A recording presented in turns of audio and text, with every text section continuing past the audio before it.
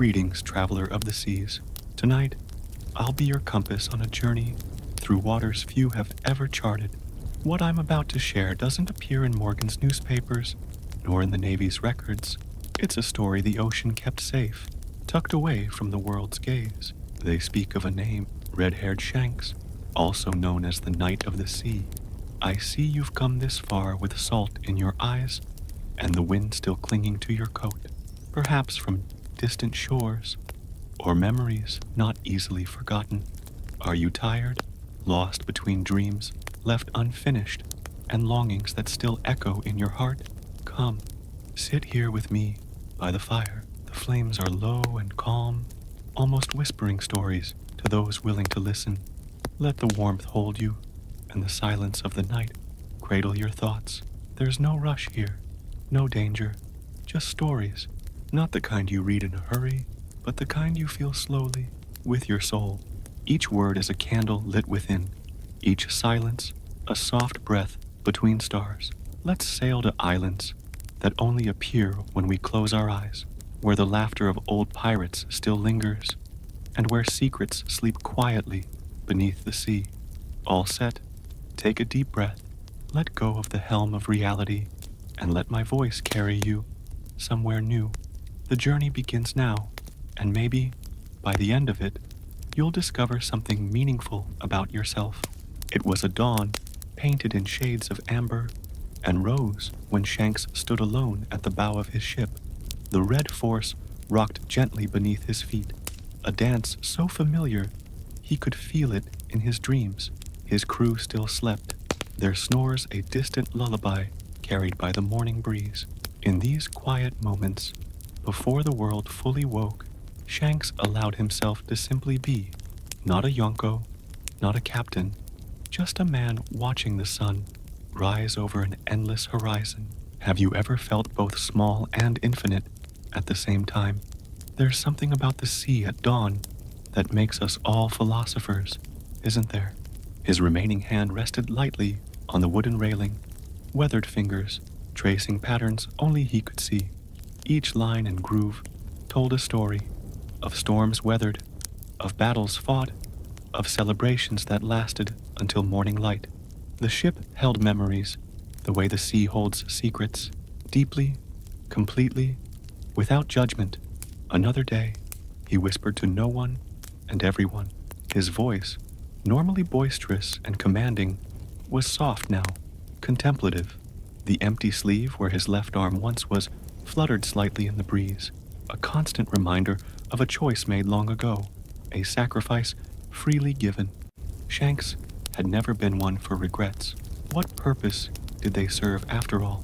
The past was as unchangeable as the tides were unstoppable.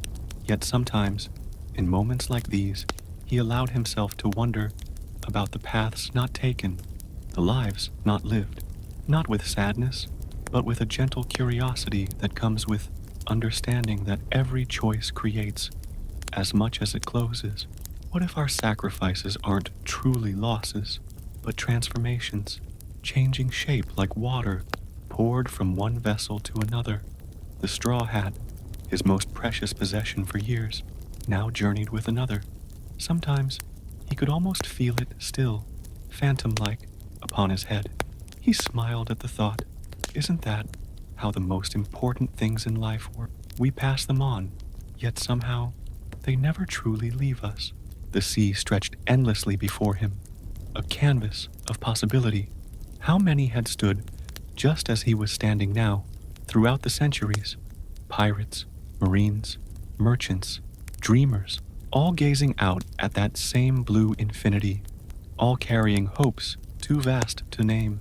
There was comfort in that continuity, in being part of something so much larger than himself. A seagull called overhead, its cry clear against the morning quiet. Shanks watched its flight, effortless and free. Freedom had always been what he valued most. Not the freedom from responsibility, but the freedom to choose one's responsibilities, to decide what and who was worth protecting. His thoughts drifted to a small boy with impossibly big dreams and a smile that could outshine the sun. That boy would be a man now, carving his own legend across these same waters. Pride warmed Shanks's chest more thoroughly than any liquor ever could. We never truly know the ripples we create, do we? The lives we touch, the dreams we nurture. They continue long after our moments of contact have ended. The first hints of his crew stirring below deck reached his ears. Soon, the day would begin in earnest, with laughter and planning, with training and tales. But for now, in this liminal space between night and day, between solitude and companionship, Shanks breathed deeply of the salt air and felt gratitude wash over him for the journey, for the crew that had become family, for the arm he had lost, and the purpose he had found. For all of it, the pain and the joy, inseparable as the sea and the sky. Good morning, he said softly to the rising sun, to the endless sea, to whatever fate awaited beyond the horizon. And in the gentle rocking of the ship beneath his feet, he felt the world respond in kind. The tavern hummed with life, a symphony of laughter, clinking glasses, and tall tales growing taller with each retelling. In the center of it all sat Shanks, his presence both magnetic and somehow humble, his crew scattered around him, filling the small coastal bar with more joy than it had likely seen in years. To an outsider, it might have looked like any other night of pirate revelry, but there was something different in the air tonight, something reflective. Do you know that feeling when happiness surrounds you, yet something pulls at the edges of your heart? Not quite sadness, but awareness that all moments, even the brightest ones, are temporary. Shanks felt it as he watched his men. Ben Beckman, ever observant, caught his captain's eye from across the room and raised an eyebrow in silent question. Shanks answered with the slightest shake of his head and a smile. Some thoughts were meant to be kept close, like treasures tucked away for stormy days. A local girl, no more than 7 or 8, had been watching the pirates with wide-eyed wonder all evening. Now, gathering her courage like a precious stone, she approached their table. The conversations dimmed as she stood before Shanks, twisting the hem of her dress in nervous fingers. "Is it true what they say?" she asked, her voice small but steady. "That you've seen the ends of the world?" Shanks leaned forward, meeting her gaze with gentle seriousness. The room seemed to hold its breath. "The world has no end, little one," he said softly. "Only horizons, waiting to be crossed." She considered this with a solemn contemplation. "Only children can truly master. My papa says the sea takes more than it gives." A shadow crossed Shanks' face, brief as a cloud over the sun. His empty sleeve seemed suddenly more noticeable in the warm tavern light. "Your papa is both right and wrong," he answered carefully. "The sea takes, yes, but what it gives." He glanced around at his crew, his family, each face telling a story of loyalty forged in both sunshine and storm. What it gives is beyond measure. Have you ever noticed how wisdom often comes disguised as loss? How the spaces left behind sometimes fill with something we couldn't have imagined before? The girl nodded, as if he had confirmed something she had already known in her heart. With the directness of youth, she reached out and gently touched his empty sleeve. "Does it hurt still?" she whispered. The tavern had gone completely silent now. Even the most raucous of his crew watched, drinks forgotten in their hands. Shanks felt the weight of their attention, but his focus remained on the child before him. "Not in the way you might think," he said truthfully. "I feel it sometimes, especially before rain, but mostly I feel the reason behind it, and that never hurts. What is sacrifice, after all, if not love made visible?" Her small face brightened with understanding beyond her years. Without another word, she reached into her pocket and pulled out a small, smooth stone, clearly a treasured possession, and placed it carefully on the table before him. "For your collection," she said with certainty, though Shanks had never mentioned collecting anything. "My collection?" he asked, picking up the stone. It was ordinary in every way, save for the perfect circular pattern of white that ran through its center. "Of important things," she explained, as if it were obvious. "Important things that don't look important." A laugh bubbled up from somewhere deep in Shank's chest, not mocking, but filled with delight at the wisdom that sometimes comes from the most unexpected sources.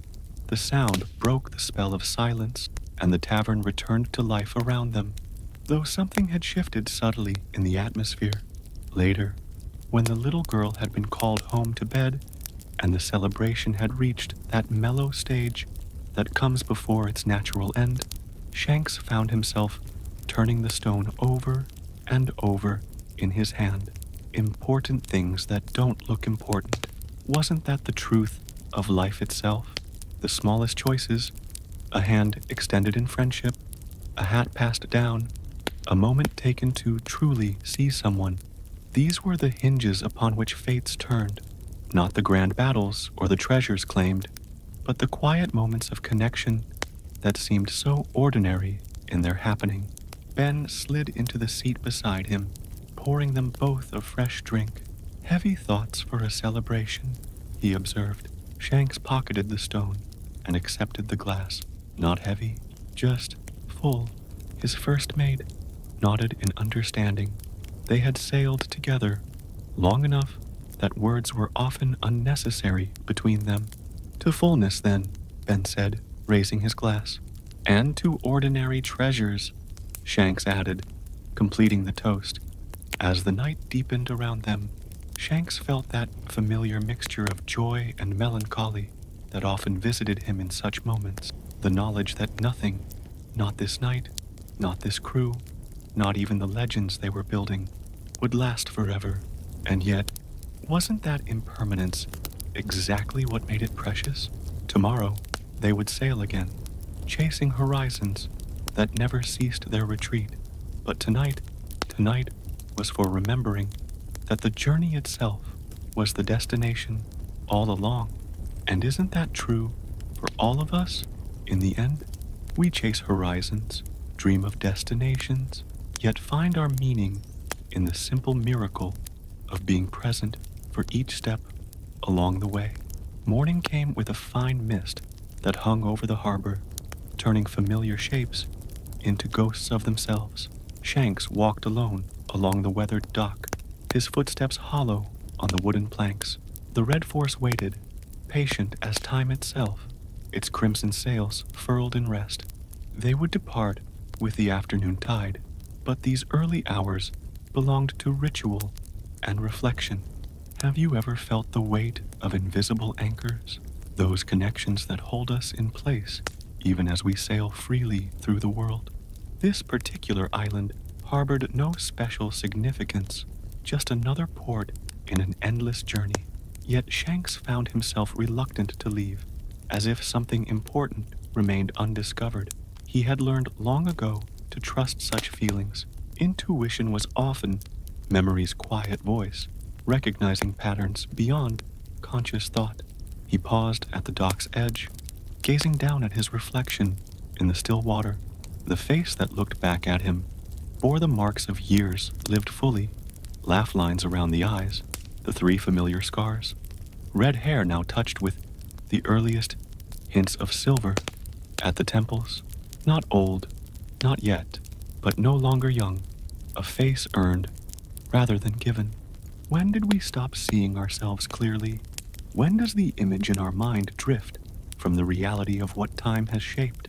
A movement caught his eye, a small boat approaching through the mist, rowed by an old man whose weathered face seemed carved from the same wood as his vessel. Something in the elder's bearing made Shanks stand straighter, a gesture of respect for age and experience that transcended their stranger status. The old man guided his boat alongside the dock with practiced ease, securing it with gnarled hands that spoke of decades at sea. You have the look, he said without preamble, squinting up at Shanks. What look might that be? Shanks asked, offering a hand to help the elder onto the dock. The old man accepted the assistance with dignity rather than gratitude, as if it were simply his due. The look of someone counting ghosts. He tapped his chest. I know it well. Carried my own collection for 60 years now. Shanks didn't deny it. There was a freedom in being seen clearly, in not having to maintain the jovial mask he so often wore for his crew's benefit. Does it get heavier? He asked quietly. The collection? The old fisherman considered this, his gaze drifting toward the horizon, where the sun struggled to pierce the morning haze. Not heavier, he finally said. More complete, like a constellation slowly revealing itself, star by star, until one day you look up and recognize the pattern that was always there. They stood in companionable silence for a moment, two seafarers of different generations, united by an understanding that needed no words. I lost my son to these waters, the old man offered eventually, and my father before that. The sea has claimed more of my blood than the land will ever hold. There was no bitterness in his voice, only a deep acceptance. Yet each morning, I still push my boat from shore. Why? Shanks asked, though he suspected he already knew the answer. The old man smiled, revealing gaps where teeth had once been. Because they are out there, he said simply, gesturing toward the endless blue. Not their bodies, you understand, but their freedom, their joy. Every time I feel the waves beneath my boat, I am with them again. Isn't it strange how loss shapes us, not just through what it takes away, but through what it reveals was always there? Shanks thought of a straw hat traveling across distant seas, of an arm sacrificed without hesitation, of friends laid to rest in ocean depths, each loss a thread in the tapestry of who he had become. Not holes torn in the fabric of his life, but patterns essential to its design. I have a crew waiting, Shanks said after a time. Men who depend on my strength. The old man nodded. And you wonder if they see the ghosts you carry. If your anchors slow their journey. The insight was so precise that Shanks felt momentarily transparent, as if this stranger could read the doubts he hardly acknowledged to himself. Your burdens are your wisdom, the old man continued, patting Shanks's arm with surprising firmness. Without them, you'd be just another fool, chasing the horizon, without understanding what he seeks. From the town came the distant sounds of awakening, shutters opening, voices calling, life continuing in its reliable rhythm. Soon, his crew would rouse themselves, and the day's preparations would begin. The moment of stillness would pass, as all moments must. Thank you, Shanks said simply. The old man was already climbing back into his boat, seemingly having accomplished whatever purpose had brought him through the morning mist. For what? Stating what you already know? He chuckled, a sound like smooth stones rolling in the tide. Safe waters, Red Hair. May your ghosts guide you well. As the small boat disappeared back into the thinning mist, Shanks remained at the dock's edge a moment longer. The weight inside his chest felt different now, not lighter exactly, but more properly balanced. His invisible anchors had never truly held him back. They had kept him from drifting too far from what mattered most. And isn't that the paradox we all live within?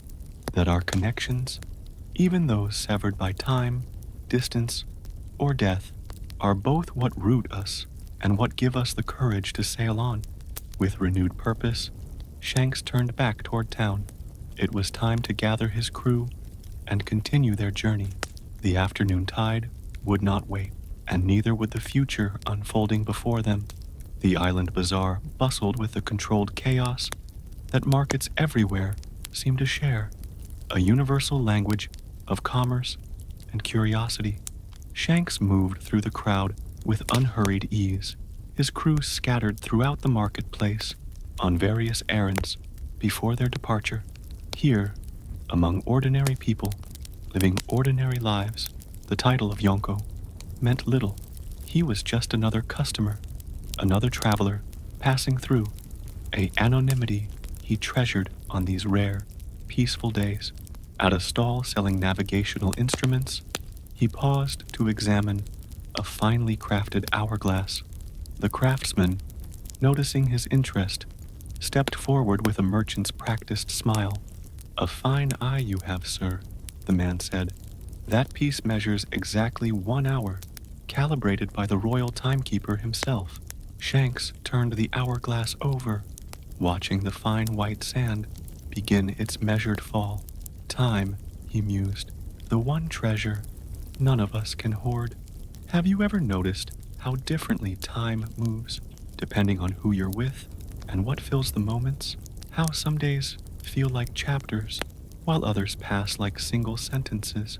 The merchant, sensing a philosophical customer rather than a practical one, leaned forward conspiratorially. "I'll tell you a secret about time, stranger. It's the only thing we spend that has different value to each person who uses it."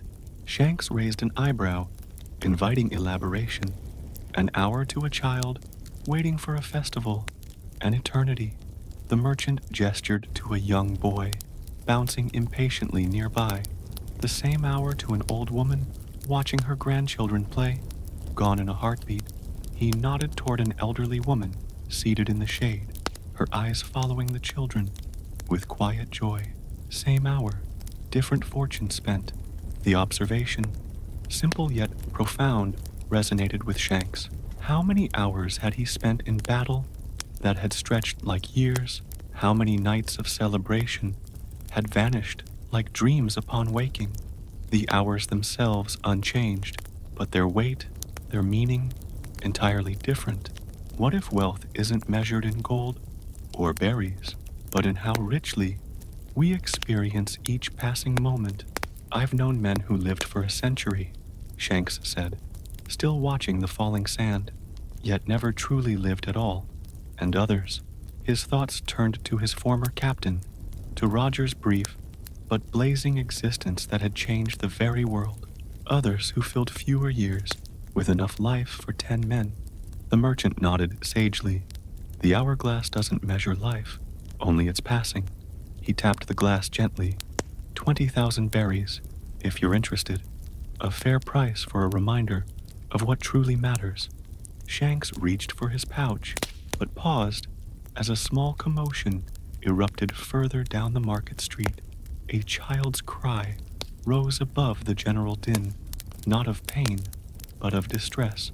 Without conscious thought, he moved toward the sound, the hourglass forgotten. He found the source quickly enough.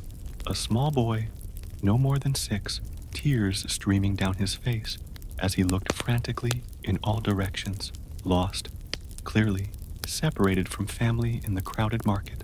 People hurried past, some with sympathetic glances, but none stopping to help. Shanks knelt down, bringing himself to the child's eye level. "Hello there," he said gently. "Seems you've misplaced someone important." The boy hiccuped, eyeing the intimidating, one-armed stranger with a mixture of hope and wariness. "My grandpa," he managed between sobs.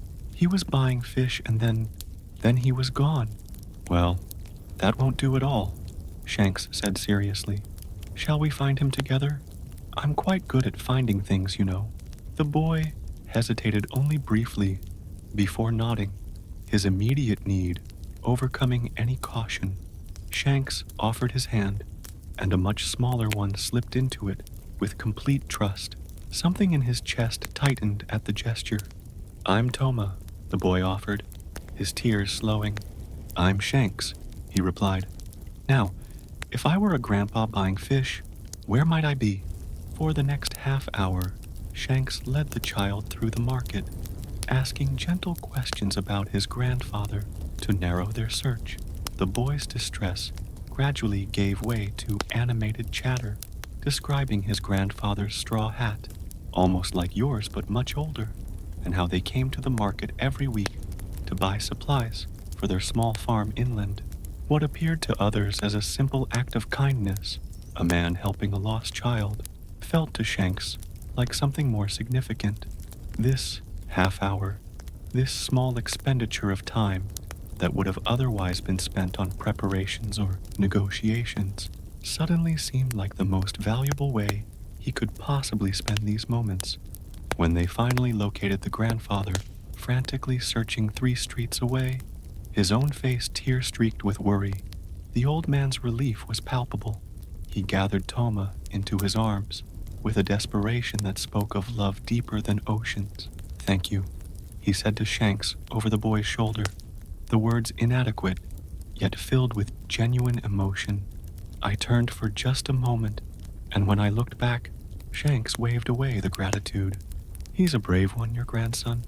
Kept his head, when many wouldn't. The old man studied Shanks more carefully then, recognition dawning in his weathered face. "You're just a traveler," Shanks interrupted gently. "Passing through." Understanding passed between them, an acknowledgement and a request for discretion that the old man honored with a slight nod. "Well, traveler," he said, "you've given us a gift today. If there's ever anything—" "There is one thing," Shanks said, surprising himself with the request that formed. "Would you tell me about your farm? It sounds like a peaceful life."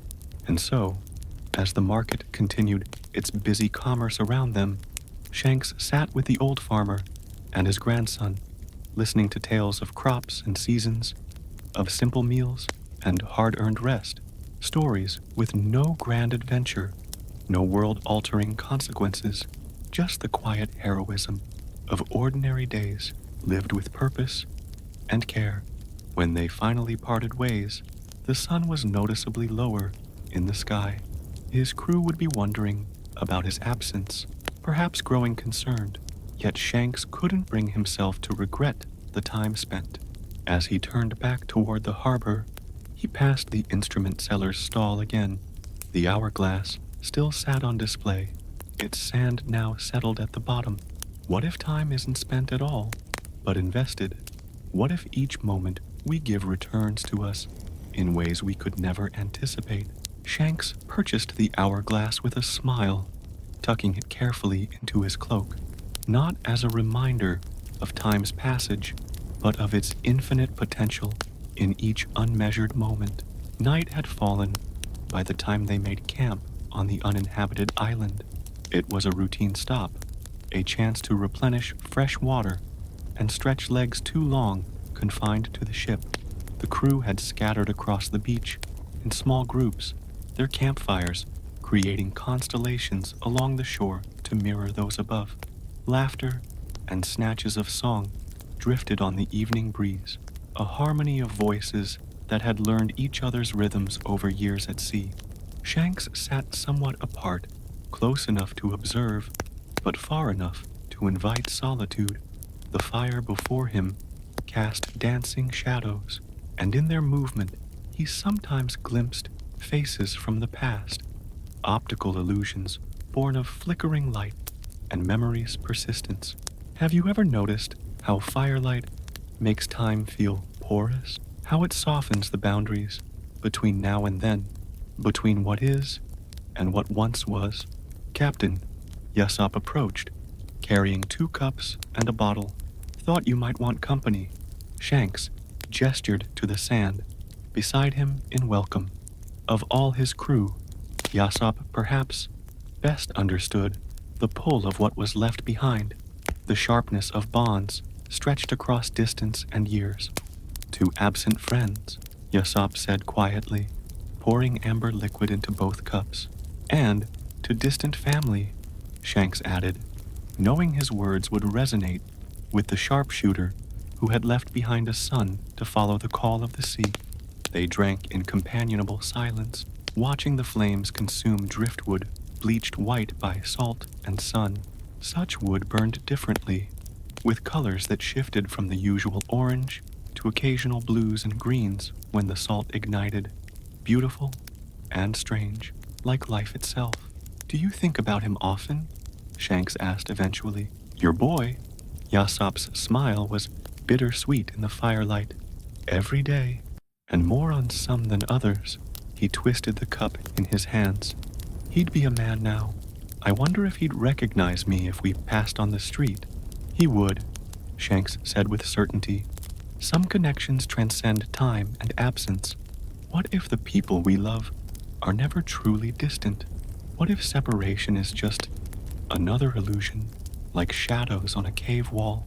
Yasop nodded, accepting the comfort offered. I saw you with that hourglass in the market today. Got me thinking about choices, how we never really know which ones will shape everything that follows.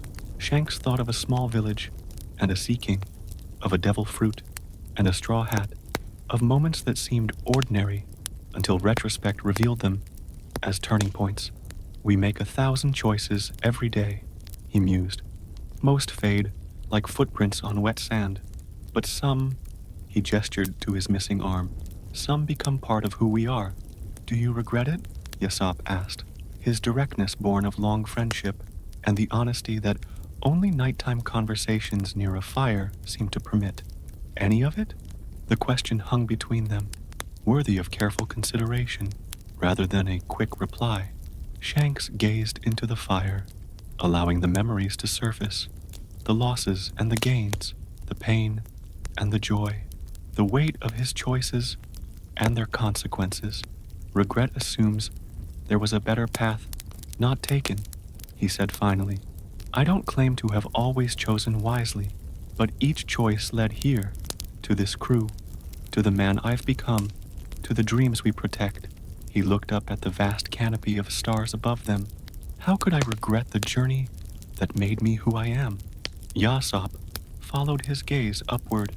My father told me once that stars are just the campfires of those who sailed before us, that when we look up, we're seeing their light still traveling toward us, long after they've moved on. I like that thought, Shanks said softly. That light outlasts its source, that what we kindle here might continue long after we're gone. Isn't that the only immortality worth having? Not endless life, but a light that continues to guide others, even after our own journey ends.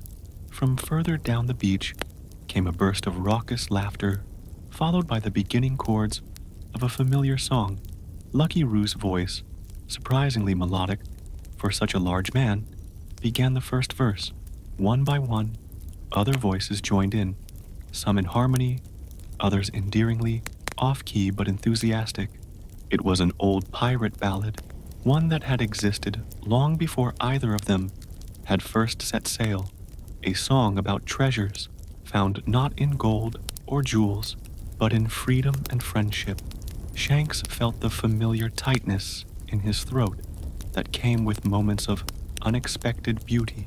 They'll be expecting us to join them soon, Yasop said, though he made no move to rise. They can wait a little longer, Shanks replied, pouring them each another measure from the bottle. Some moments deserve to be stretched. The fire crackled and popped, sending sparks spiraling upward to join the stars. Tomorrow would bring new horizons, new challenges, perhaps new dangers. But tonight was for remembering that even the longest journeys were made of small moments like this one, moments of connection, of reflection, of simple presence in a complex world.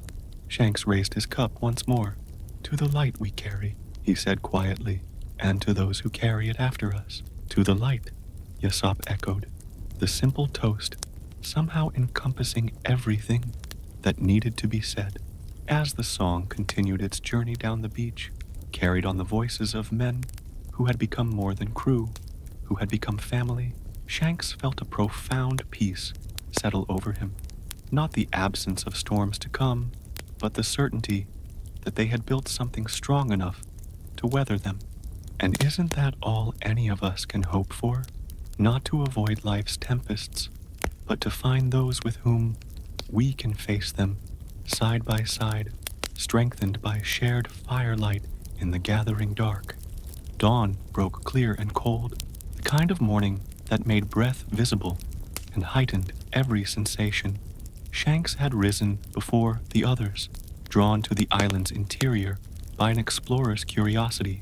A narrow path led him to a small freshwater pool fed by a modest waterfall, the source of the stream they had followed inland the previous day. The pool was mirror still, reflecting the early sky with perfect clarity. Shanks knelt at its edge, cupping his hand to drink. The water tasted of minerals and earth, alive in a way desalinated ship water never could be. Small pleasures, he had learned, were often the most essential. With the solitude secure and the day still new, he made a decision. Removing his cloak and shirt, Shanks slipped into the pool, the cold a welcome shock against his skin. He hadn't bathed properly in days, and the opportunity was too perfect to resist. Besides, his crew wouldn't stir for another hour at least, pirates rarely being early risers, unless necessity demanded it. As he floated on his back, eyes closed against the brightening sky, Shanks felt a rare moment of complete physical surrender.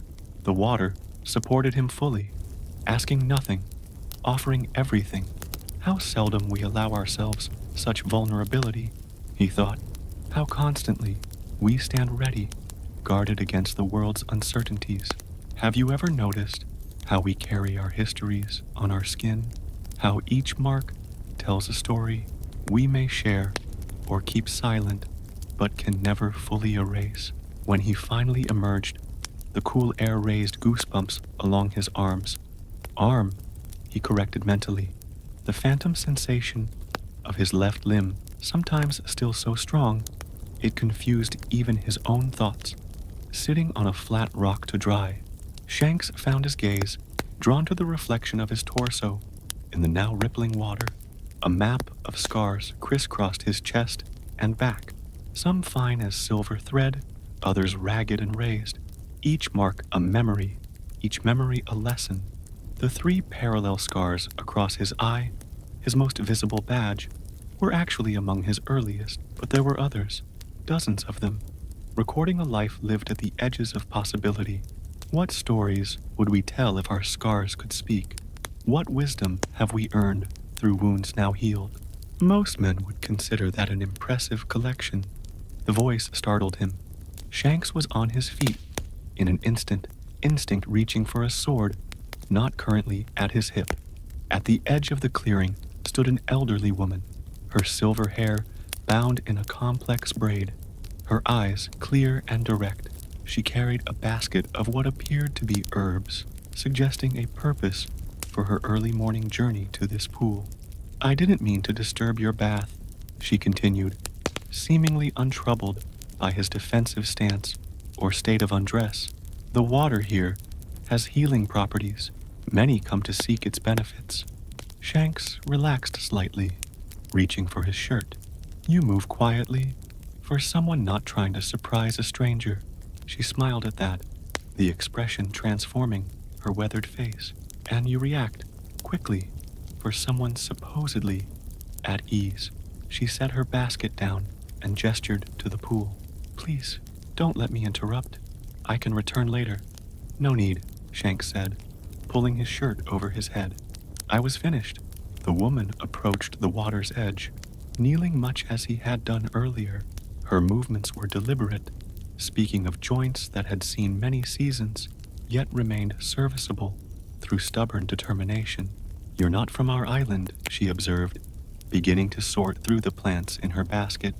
It wasn't a question, just passing through, Shanks confirmed, settling back on his rock. Something about her presence was oddly compelling, not in a supernatural way, but in the manner of those who have lived long enough to distill experience into wisdom. We'll sail with the afternoon tide, she nodded, as if this confirmed something she had already known.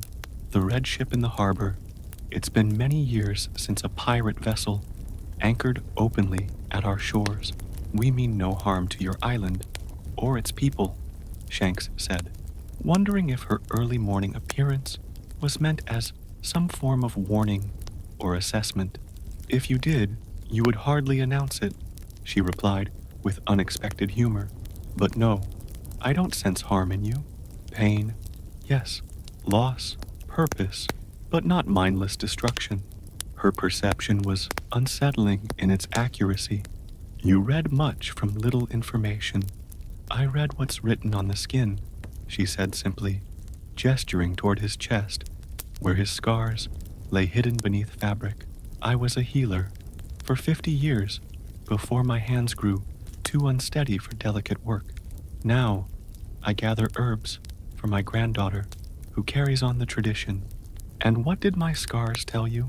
Shanks asked, curious despite himself. She considered him for a long moment, her gaze neither intrusive nor judgmental, merely observant, like a navigator reading stars. That you've survived what would have killed lesser men, she said finally. That you've sacrificed more than most would willingly give. That you carry pain without letting it corrupt you. She paused, then added more softly, and that your greatest wound isn't visible at all. The insight struck uncomfortably close to truth. Shanks felt an impulse to deflect with humor, his usual shield, but something in her straightforward dignity deserved equal honesty. You see clearly for someone who claims her skills have diminished, he said instead. Some types of vision improve with age, she replied, returning to her herbs. We lose the ability to see small details up close, but gain perspective on larger patterns. Isn't it strange how we resist the wisdom age offers, clinging to the illusion that youth's certainties are somehow more true? They fell into companionable silence then, she with her careful sorting, he with his thoughts. The morning birds had begun their chorus in earnest now, filling the clearing with overlapping melodies. Time seemed to slow, measured only by the steady drip of the small waterfall and the rhythmic movements of the old healer's hands. May I ask you something? Shanks said eventually. Something that perhaps only someone of your perspective might answer. She looked up, waiting. Is it worth it? He asked quietly. The cost of the path I've chosen, the marks it leaves, in the end. When you look back from where you stand, is it worth the price? The question had formed itself, rising from depths he rarely acknowledged. Not a doubt, exactly, but a moment of honest reckoning with the weight he carried. The old woman set aside her work entirely, giving his question the consideration it deserved. When she spoke, her voice had gentled, though it lost none of its certainty. No one can answer that question but you, she said, and not today, only at journey's end.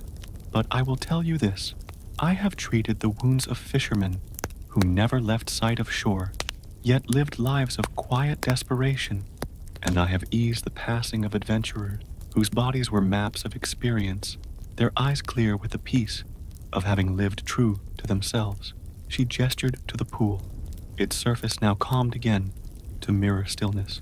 We each must find our own reflection and recognize it as our own. That recognition, that congruence between who we are and how we live, that is the only measure that matters. Shanks absorbed her words, feeling them settle into place alongside questions he had carried for years. Not answers, perhaps, but companions to the journey. Thank you, he said simply. She nodded in acknowledgement, returning to her work. Safe waters, red hair. May your visible scars be the last you earn, though I suspect they won't be. As Shanks gathered his belongings to return to camp, he paused for one last look at the tranquil pool. His reflection had changed, not physically, but in his perception of it. The marks upon his body were not interruptions of wholeness, but testament to a life fully claimed. And isn't that our truest task? Not to avoid being marked by life, but to ensure that when the final tally is made, our scars tell a story we can claim with pride. The storm had caught them unawares, a rare occurrence for a crew as experienced as the Red Hair Pirates. One moment, the horizon had been clear. The next, mountainous clouds had rolled in with unnatural speed, bringing winds that turned the sea into a churning cauldron of white-capped fury. Now, hours later, They had emerged on the storm's far side. The Red Force had weathered the tempest admirably, though not without cost. Torn sails, a splintered railing, and exhausted men who had fought the elements through the night to keep their vessel afloat. Shanks stood at the helm, hands steady on the wheel, though his body ached with fatigue. Dawn was breaking, pale gold light spilling across a sea that had calmed to gentle swells, as if ashamed of its previous violence. The contrast was almost disorienting, danger giving way to beauty with such abrupt transition. Captain Ben Beckman approached, his usually immaculate appearance disheveled from the long night's battle. The men need rest. We all do. His pointed look included Shanks himself in this assessment. I can take the wheel. Shanks nodded, relinquishing his post to his first mate's capable hands. Any serious injuries? Cuts and bruises mostly. Lucky Roo took a nasty knock to the head when that crate broke loose, but he's hard-headed enough that it probably did more damage to the deck. The attempt at humor was undercut by the weariness in Ben's voice. It had been a close call, closer than any of them would comfortably admit. Have you ever noticed how near brushes with disaster leave us feeling both drained and strangely alive? How they strip away pretense and reveal what truly matters. Get some rest yourself once we're on steady course, Shanks instructed, clapping a hand on his friend's shoulder. That's an order, not a suggestion. Ben's tired smile acknowledged the concern. Aye, Captain. Same goes for you. But as the crew settled into well-earned slumber, Shanks found himself restless, despite his exhaustion. He made his way to his cabin, hoping familiar surroundings might ease him toward sleep. Instead, he found himself drawn to the large sea chart spread across his desk, a map he had been annotating for years, recording not just geography, but memory. X marks where we first formed the crew, a circle around the island where we celebrated for a week after our first major victory, a small skull near that reef where we nearly ran aground during that midnight escape. Each notation representing not just a location, but a story, a piece of their collective journey. His fingers traced the coastline of a small island in East Blue, lingering on the tiny fishing village he had marked with a simple straw hat symbol, Fuchsia Village, where a chapter had ended and another begun. What makes a memory worth preserving? Is it the magnitude of the moment, or something more ineffable, a feeling, a shift in perspective, a connection formed? The door opened without a knock. Only one person on the ship would enter so unceremoniously. Ben stepped inside, carrying 2 cups of something steaming. You're supposed to be at the helm, Shanks observed mildly. Yassop took over, said he couldn't sleep anyway. Ben set 1 cup beside the map. You're supposed to be resting. So are you.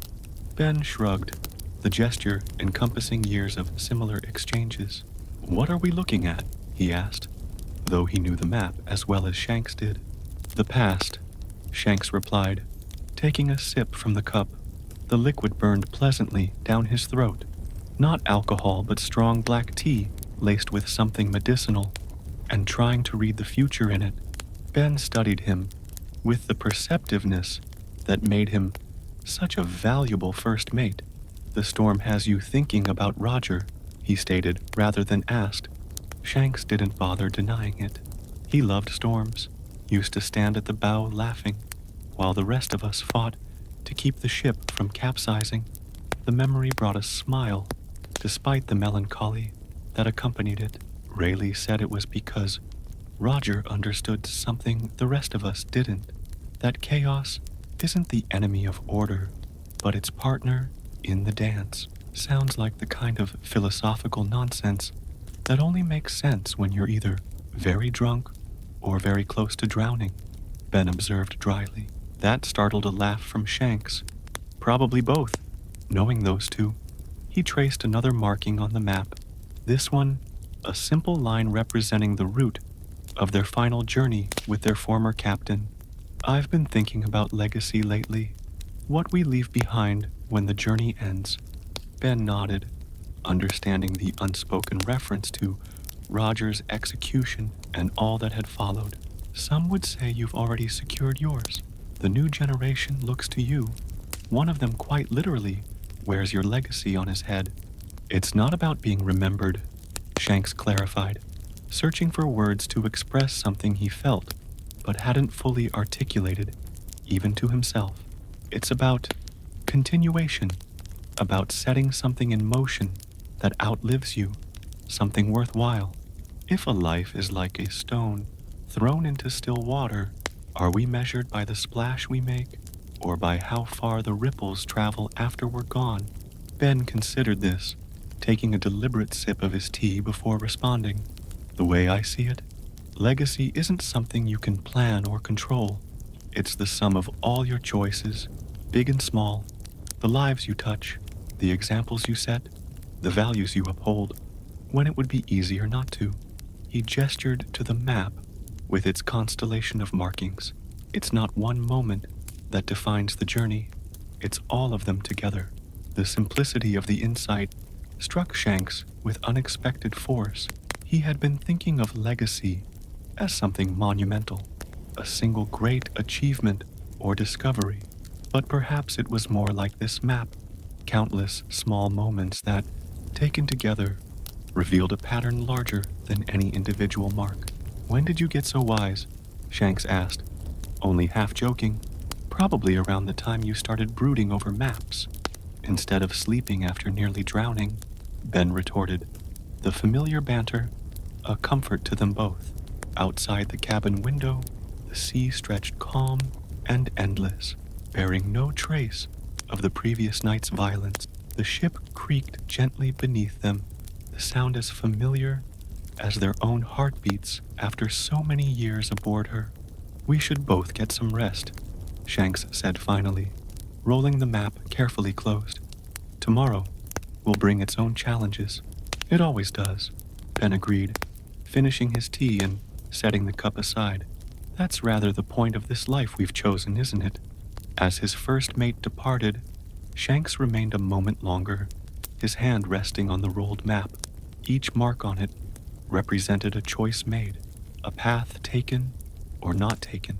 Together, they formed not just a record of where they had been, but a portrait of who they had become along the way. And isn't that the true cartography of our lives? Not just the places we've been, but how they've shaped us. Not just the paths we've traveled, but who we've become while traveling them. Finally, exhaustion claimed its due. As Shanks settled into his bunk, sleep approaching swiftly now, his thoughts drifted to the new day waiting beyond the horizon, unmarked territory on the map of possibility, waiting for their arrival. Sunset painted the ocean in hues of amber and rose, the red force sailing steadily through waters turned to liquid gold. Shanks stood at the bow, facing the fading light, his posture relaxed, yet somehow expectant. The day had passed uneventfully, a welcome respite after the storm, with favorable winds filling their sails and pushing them ever onward toward their next destination. The crew moved about their evening duties with the easy efficiency of men who had worked together for years, each knowing his role without need for instruction. Their voices carried, occasionally, to where Shanks stood, fragments of conversation, bursts of laughter, the familiar soundtrack of life at sea. Have you ever had the feeling that you're exactly where you're meant to be? That for just one moment, you found your perfect place in the vastness of existence? Footsteps approached from behind, Ben, bringing a bottle and 2 cups, as had become their ritual in these quiet evening hours. Thinking deep thoughts again? His first mate asked, pouring generous measures for them both. Shanks accepted the offered cup with a smile, just appreciating the view. They stood in companionable silence, watching as the sun sank lower, its bottom edge now touching the horizon line, the meeting of sky and sea, of light and water, a boundary that seemed so definite from a distance, yet proved impossible to locate when actually approached. Much like many of life's supposed boundaries, Shanks reflected. Do you remember what Roger told us? He asked suddenly. That last day, before we all went our separate ways. Ben glanced at him, a question in his eyes. He told us many things. Which particular piece of wisdom are you recalling? He said that a ship sailing east and a ship sailing west can reach the same shore. Shanks took a sip from his cup, savoring the burn. I didn't understand what he meant then. Thought it was just another of his riddles that only made sense to him. And now? Ben prompted when Shanks fell silent. Now, I think he was talking about purpose, about how different journeys can lead to the same essential truth if we're brave enough to follow them to their conclusion. The sun was half submerged now, the sky deepening to purple at its zenith while the horizon blazed, a perfect moment balanced between day and night, between what was and what would be. What if endings are just beginnings viewed from a different perspective? What if every sunset is also a sunrise somewhere else? You've been contemplative lately, Ben observed. More than usual. Shanks nodded, acknowledging the observation. Approaching a milestone birthday will do that to a man, he said, with a self-deprecating smile. Makes you take stock. And? How does the inventory look? The question deserved an honest answer. Shanks considered all they had seen and done together. The battles fought, the alliances forged, the islands discovered, the lives touched, the moments of triumph and those of heartbreaking loss, the laughter shared around countless campfires, and the tears shed for fallen comrades, the long nights of doubt and the bright mornings of renewed purpose. Incomplete, he said finally, but worthwhile, every day of it. Ben raised his cup in a silent toast to that assessment. As the last sliver of sun vanished beneath the horizon, the first stars appeared overhead, ancient light finally reaching them after journeys of unimaginable distance. Shanks found himself thinking of all those who had looked up at these same stars throughout history. Other captains, other crews, other dreamers chasing horizons that always retreated before them. Do you think we'll find it? He asked quietly. What we've been seeking all these years. Ben didn't pretend to misunderstand. Does it matter? Isn't the seeking itself what gives meaning to the journey? Spoken like a true philosopher, Shanks laughed. But yes, I think you're right. From the ship's midsection came the sounds of an impromptu celebration beginning. Someone had brought out a violin, another a drum. Music rose into the darkening sky, carrying with it the irrepressible spirit of men who had chosen freedom over safety, possibility over certainty. We should join them, Ben suggested. Already turning toward the gathering, Shanks nodded. In a moment, left alone at the bow, he took one last look at the horizon, where the sun had vanished. Not an ending, but a continuation, the light now illuminating distant shores, while they sailed through temporary darkness toward tomorrow's dawn. Isn't that the greatest gift of being alive? That each day offers us not just one horizon, but infinite possibilities. That each moment contains the seeds of countless futures, waiting for our choices to bring them into being.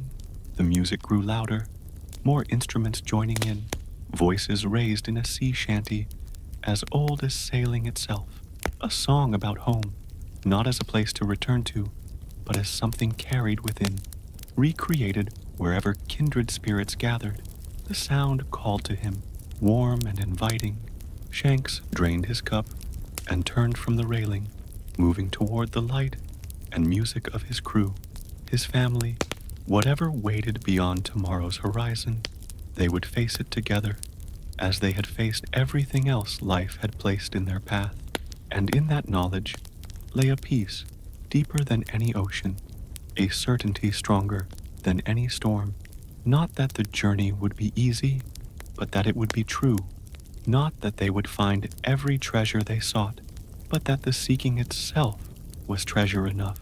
As he joined the circle of his crew, accepting the cup pressed into his hand and the space made for him in their midst, Shanks felt the familiar swell of gratitude that had become his constant companion through the years, for this moment, for these men, for the endless horizon that had led them here and would lead them onward day after day, as long as their journey lasted. For what greater adventure could there be than to live each day fully? What greater legacy than to inspire others to do the same? What greater treasure than to look back on a life of meaningful choices and say, without regret or reservation, this journey was mine, and I would choose it again. The stars wheeled overhead, the ship sailed on, and the night wrapped around them like a promise of dawn to come, of new horizons waiting, of stories yet to be written on the endless canvas of possibility.